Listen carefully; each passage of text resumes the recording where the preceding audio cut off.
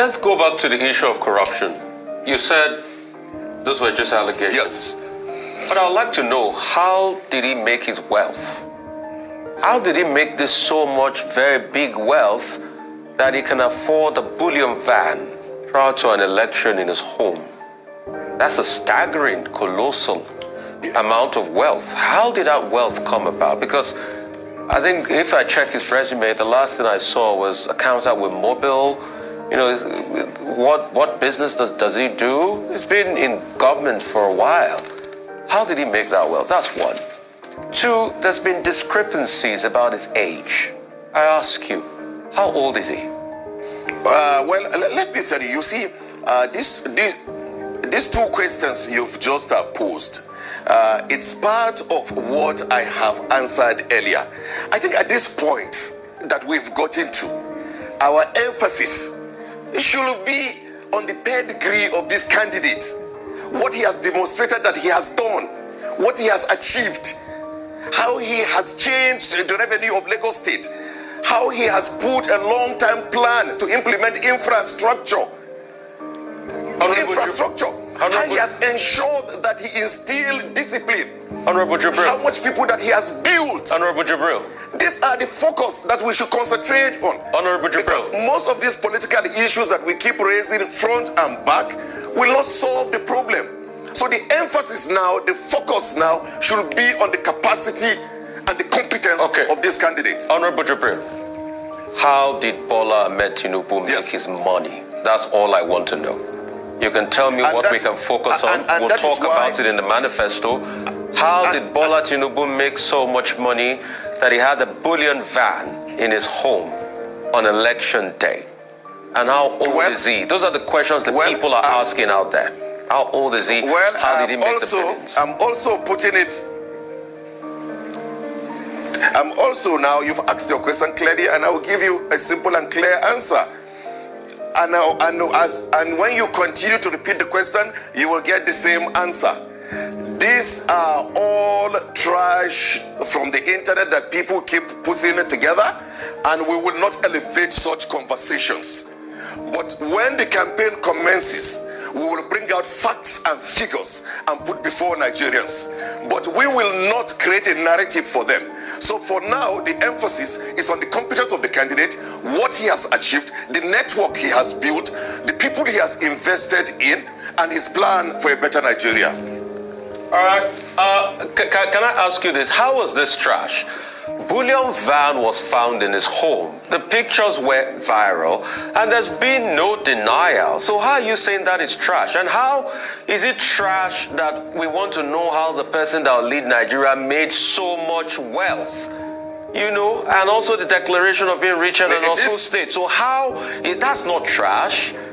How did he make his money? That's all I want to know. And tell me how old he is, so I can take you by something. Because there's been discrepancies too by the people of his age and his wealth. It's just a question I'm asking. Please. And the Rufai is just an answer that I'm giving you as well. You see, unfortunately, you are posing the question as a journalist. What will satisfy you is when I say things the way you want me to say it. So you don't want to respect my own response. And I think it is unfair and probably very unprofessional. Because the response is simple. We've raised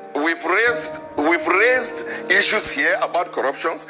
I gave instance with even Ruben Abati himself, and I gave several instances of a lot of politicians in Nigeria where you will see stuff like this on the internet. And we said we are not going to elevate such conversation, and we will not. So if you put the question before me 100 times, I will not. Can you imagine what an arrogance? Can you see the arrogance? You cannot answer the question. If you're going to answer the question, you could see that, you could see the guilt in him. What is your name? You say, why should you be asking about my name? And these are the people, if they have this kind of arrogance, do you expect them to see reasons or to have the feelings of what the masses are going through? The only rhetoric we always hear, oh yes, he made some people. What is the percentage of the people he made, compared to how many people who are in his region, or compared to the numbers of people in Nigeria. Even when we talk about Lagos State alone, how many people did he make? Those are the people, his foot soldiers, that will help him during this time. Those are the things you continue to hear. I think they will need to go, since he said they will go back, you are not going to give the people the narrative that it is trash, the material. You call it trash? Nobody made it up, because the man said, even when they interviewed him, when the bullion van case came up, he said, it is my money. I can do whatever I want to do with it. It is my money. This is the kind of person that wants to come and lead us. And that is why Nigeria is still where it is. The people who are supposed to be servants of the people, they are now the demigods that the people will not be able to do it. With this, even with this man that is even speaking on his behalf, you could feel the arrogance. You must answer the question. You can't escape it. Oh, he was an accountant in Mobi. How much did they pay Mobi? No be Mobi we would know. Before he became Ezon Mobi now. Mobi, even Ezon Mobi is even more richer than Mobi. The Mobi app, they have to merge with Ezon. Ezon is even bigger than Mobi. Not to talk of in those days, they will be telling us all Kambu stories. Even the top managers, well, how much were they earning? Let's even leave down, because some people do not know. They always say, he works in oil company, this and this and this and this and that. How old is he? How did he make his money? It's not a difficult thing. He said he has built network. He has done this rubbish talk.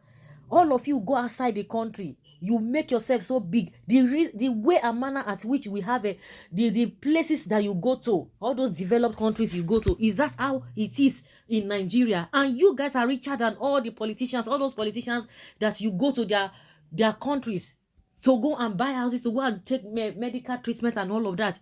Is richer than all of them. How did they make the money?